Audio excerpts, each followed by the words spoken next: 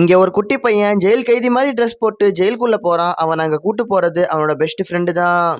அவன் ஃப்ரெண்டு கூட ஜெயிலுக்குள்ள இருக்க ரூமுக்கு போறான். அப்போ உடனே ஆபீசருங்க எல்லாம் ஜெயில் கைதிகள் எல்லாம் அடிச்சு எங்கேயோ இழுத்துட்டு போறாங்க. இந்த பையனும் அவங்க கூடயே போயிடுறான்.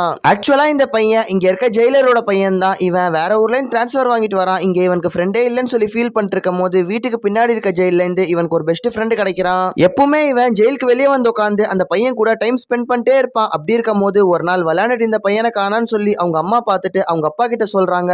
அவங்க அப்பாவும் வேகமா அந்த இடத்துக்கு வந்து பாக்குறாரு. பார்த்தா அங்க பையன் இல்ல. அப்போ அந்த பையன் ஜெயிலுக்குள்ள தான் போயிருக்கான்றத அங்க பார்த்து கன்ஃபார்ம் பண்ணிடுறாரு. இங்க ஆபீசருங்க எல்லாம் அந்த கைதிகள் எல்லாம் ஒரு ரூம்ல போட்டு மூடிட்டு எல்லா கைதிகளையும் ட்ரெஸ் கழட்ட சொல்றாங்க.